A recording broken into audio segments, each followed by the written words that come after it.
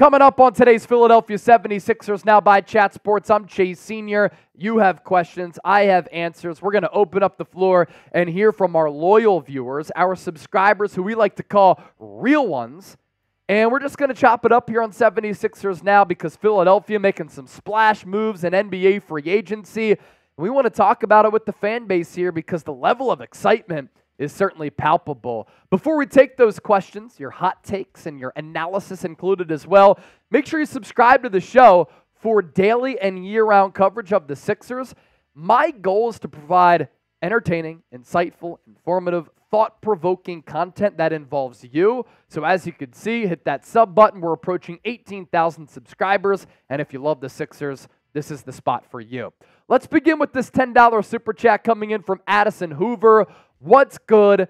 Any news for the Sixers? Well, if you're talking about the grand scheme of things, I know that you've been watching our live shows here for the first 2 days of free agency. You know what Philadelphia has done. Got things started with signing Oubre Drummond to a 2-year, $10 million deal. Eric Gordon, really good shooter on the vet min, 1 year, 3.3.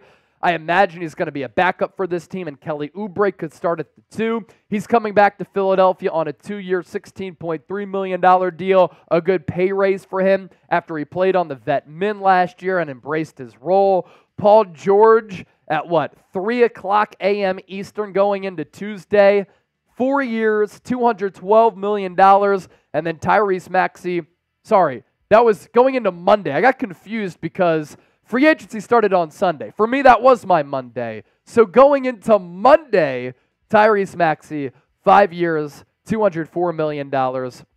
He signed that deal on Monday morning. So that's what Philadelphia's done so far. They did lose a couple of players too up to this point. Nicholas Batum signing with the Clippers, 2 years, $10.5 million. And then DeAnthony Melton on the mid-level exception. He's signing a 1-year deal with Golden State, 12.8. Are the dollar figures there. The Warriors lose Klay Thompson. They bring in DeAnthony Melton. Them and the Sixers said to be suitors potentially for Lauri Markkanen. Champ Burns, $5 super chat. Gang, gang. Who are the Sixers looking at for shooting guard, power forward help? Also, sing a show tune to the wheel as we're live and we add stuff to the spinning wheel when people send in a super chat.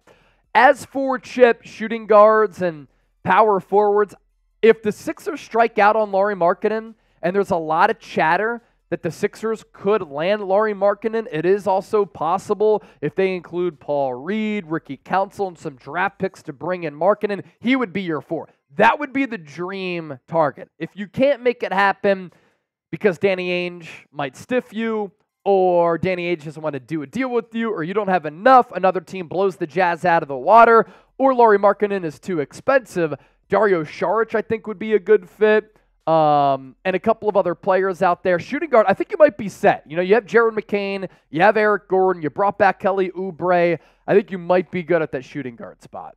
Yeah, if you want to add one more shooting guard, I wouldn't mind adding someone like a Malik Beasley, just a specialist who can come in situations and knock down some threes. Gary Harris as well could be an interesting option, but again, you really don't have much money left here anymore at this point. At the 4, I mean, you said it, Dario Saric. We obviously have seen him play here before, and I think his skill set actually fits in really nicely next to Paul George, next to Joel Embiid. If you can't land a Saric, some other options, could bring back Marcus Morris. We saw him have a pretty decent season for the Sixers last year before he was dealt away. And then, could you go get a Jay Crowder is an option? There's just not a lot of... The forward market in free agency is pretty thin right now, like a Jeff Green, or do you go get more of a wing that can kind of play the 4?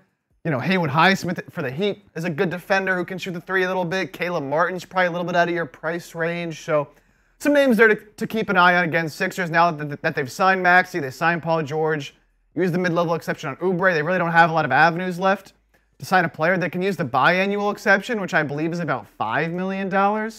And that's really all they have left at this point. Just that, minimums, and bringing back their own guys. So whenever they make a move, though, we got you. We'll talk about it. I'd also make a trade for Dorian Finney-Smith if that's at all possible. It's like Markkanen, Dorian Finney-Smith, Dario Saric. Dorian Finney-Smith is a positionless player in today's NBA who can guard multiple positions, and I think would be an ideal fit alongside Joel Embiid. He knocks down that corner three. He's battle-tested. He's tough. He's a dog. He's willing to get it out of the mud, a diamond in the rough type of guy. Dorian Finney-Smith would be a really good acquisition. Him the Dream. What are your thoughts on still trading for Jimmy Butler? I think that would be a perfect match to match up with the Celtics wings. He's on an expiring deal. I think Jimmy Butler's really going to want to prove himself. I think at the end of the day, too, he doesn't want to leave Miami, and Miami doesn't want to get rid of Jimmy Butler. Miami's also in a position here where they re-upped with Bam Adebayo. They're giving him a massive contract extension. If they trade away Jimmy Butler, they're an extremely mid-team, and they're just in the middle of nowhere in a really deep Eastern Conference, whereas if you have Jimmy Butler, you could consider the Miami Heat as contenders, given Eric Spoelstra's the coach and Jimmy Butler and the current construction of that roster. I just don't think it's affordable or it's feasible to even bring in Jimmy Butler. And also at that point, your lineup might look a little bit weird. You have Tyrese Maxey at the 1, either Butler or George at the 2 and 3. What do you still do at that 4 spot?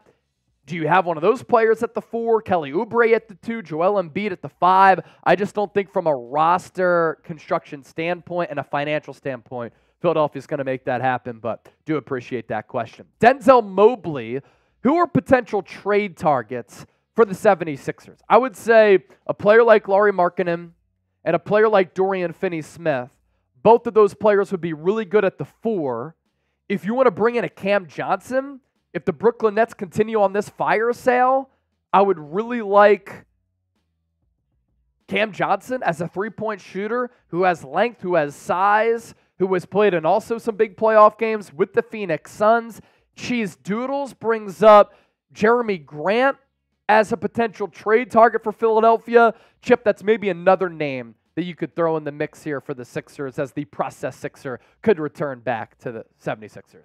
Yeah, I think he'd be a solid fit at that 4 position. Now, again, you will have to trade for him, and he's on a little bit of a larger contract, I believe about $29 million this season, or at least, about $29 million. So, again, how do you meet that salary? That's probably going to have to be, sign and trade where you re-sign Buddy Hield to a big deal and then package in probably Paul Reed. I don't know if you had to move Ricky Council. In terms of his fit, I mean, he has put up some decent numbers on bad teams.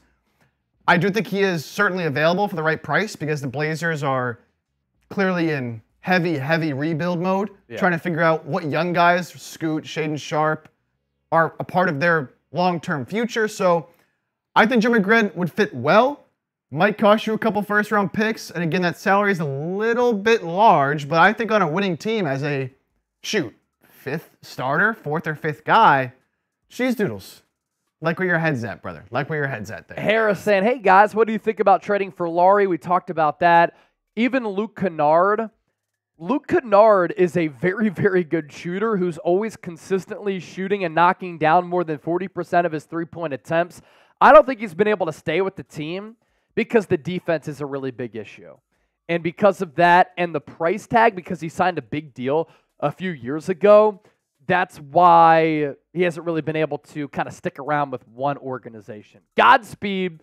What about Marcus Morris? So Marcus Morris at the 4 would work, and Philadelphia said to have interest in him. I thought that Marcus Morris played pretty well for the Sixers, and then at the NBA trade deadline, he was traded away, but when he was included in that James Harden trade to the Clippers, he hit a couple of big shots. I love how tough he is. He's very mentally strong, which you need in a loaded East, especially in a place like Philadelphia. You could also get him on the vet min. Could he be that backup 4? I would really like that move. Peter Thurman, what about a trade for John Collins? I think John Collins is a player who's just too expensive, and I just worry about some of the chatter around John Collins the last couple of years. Let me double check on the contract for John Collins because I thought he signed a pretty big deal a few years ago with the Atlanta Hawks when they tried to capitalize after that run to the Eastern Conference Finals. But that's a player, I think, who's going to be out of the Sixers' price range. And look,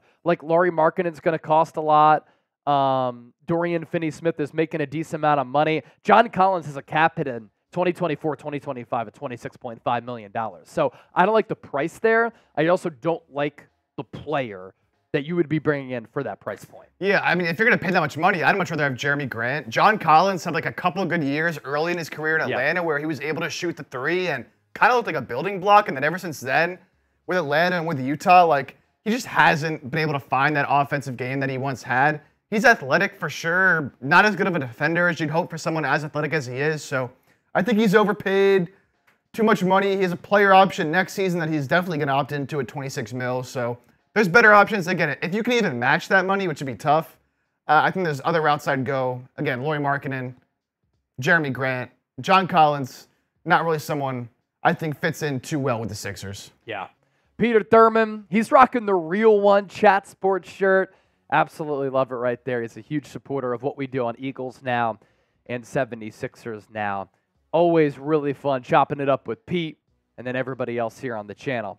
This is why you subscribe. Look, when breaking news happens, we talk about it. When there's a big report, there's buzz, there's speculation, we bring you the latest. We did a 10-hour live stream day one of NBA free agency. We also like to make this channel about you, and that's why we do some of these mailbag segments so that you can voice your opinions, you can get your questions answered. So hit that sub button as we continue our approach to 18,000 subs.